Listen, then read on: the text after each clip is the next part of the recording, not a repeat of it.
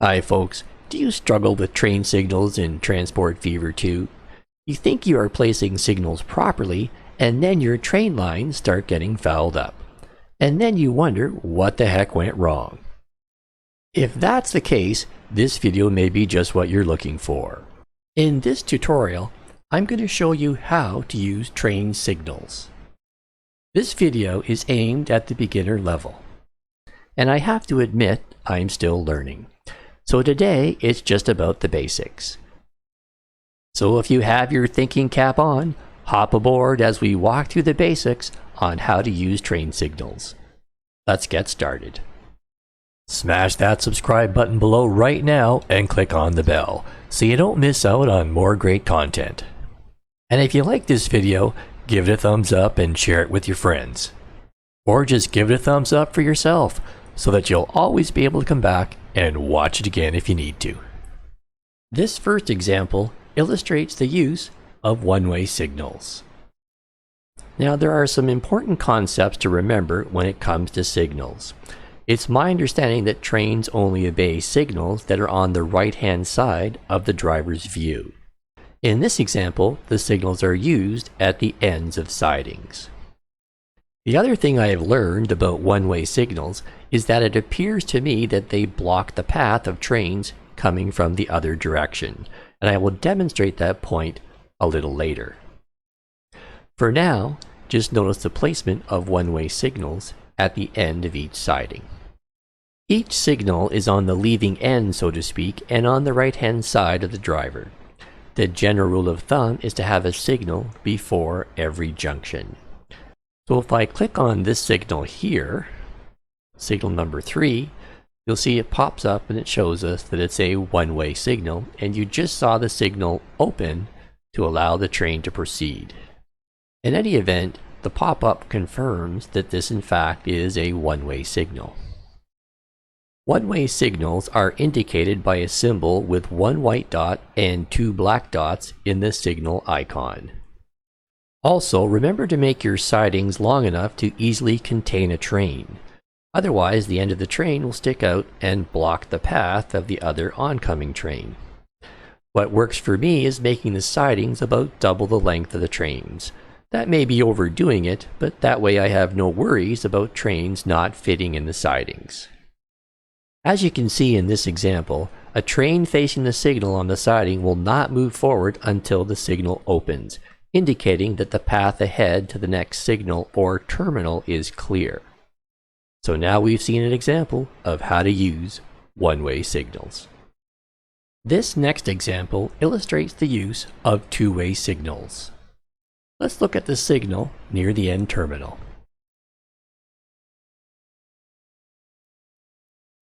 Now we have a single set of tracks serving 3 terminals and 2 lines.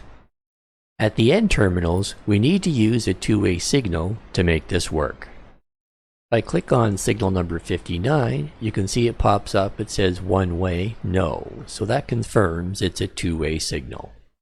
And you can see it open up now and release the train. So the question becomes is why did signal 59 have to be a two-way signal? Well, the reason is having a two-way signal will allow the trains to enter, as you can see right now, from the right going into the left to enter into that station. If that signal was a one-way signal, that signal would block the trains from entering the station. With the two-way signal, you can see the icon is changed to 3 white dots in the signal icon. Now to illustrate my point, I'll change signal 59 to a one-way signal so you can see what happens. So I'll simply bulldoze that. And I'll replace it with a one-way signal. I'll say one-way yes. And we'll place that signal. As soon as we do that, we get a warning. Line 6, our blue line, now has a blocked path. Could not connect all stations. So now you can see on the warning that the line 6 reports a problem. and that is could not connect all stations. And I have line 6 pulled up in blue. You can see it could not connect all the stations. Now there's a little wrench here that you could click on to try to fix the problem automatically, but we know how to fix it, and that is to change that signal back to a two-way signal. So let's do that now. So I'll bulldoze that signal, and I'll put back a two-way signal.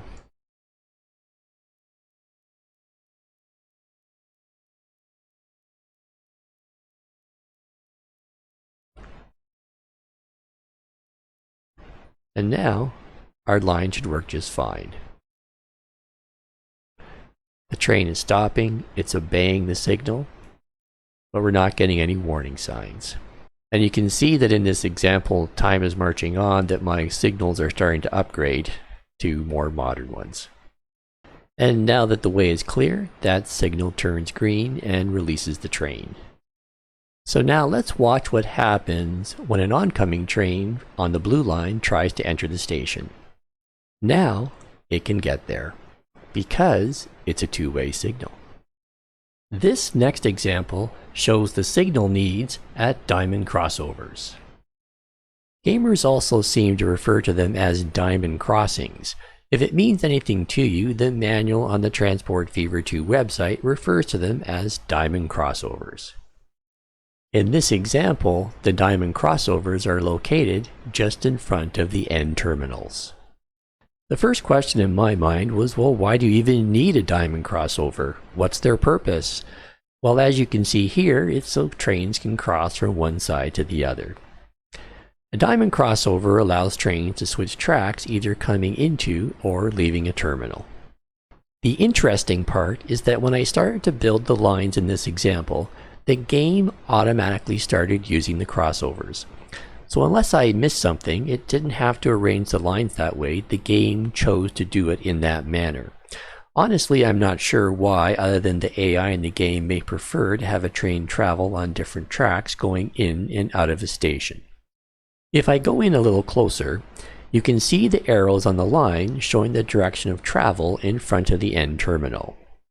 So I am breaking the rule of thumb that you need a signal before every junction. I'm surmising that in this case the terminals are essentially acting as their own signals. I did try adding signals in, by the way, and I immediately got a warning sign that the path was blocked even using a two-way signal. So in any event, in this scenario, the diamond crossovers are working without additional signals. My last two examples are where you have two train tracks cross each other at more or less right angles. The first of these two examples is an at-grade crossing. Just after the crossing, I placed a siding so that one train can get out of the way of another. I didn't add any signals where the two tracks cross. What's interesting is that the last signal just before the crossing is all I need to control the trains. So what's surprising to me is that at the crossing itself, no additional signals are required. At least in this case anyway. So that's an example of an at-grade crossing. The second example is a grade-separated crossing.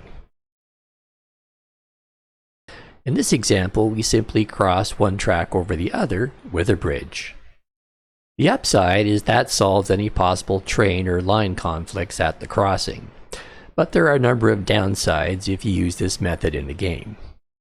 Bridges are expensive, so it's a pricey alternative if you're trying to manage a budget. And operationally, the big disadvantage is that the steep grades at a bridge will slow your trains down significantly. In conclusion, I have just walked you through some of the basic principles and applications of train signals. Certainly, you will encounter in-game scenarios that will end up being much more complex than the straightforward examples I have shown you today. My goal was simply to help you understand the basics of train signals. If you have any questions, feel free to note them in the comments below, and I will answer your questions to the best of my ability. If you have any other Transport Fever 2 topics you would like to see a video on, Note that in the comments below too, because I'm always looking for video ideas. If you like this video, give it a thumbs up and share it with your friends. If you haven't done so already, smash that subscribe button below right now and click on the bell so you don't miss out on more great content. Click on that box in the bottom left-hand corner right now to see a video you're almost guaranteed to love.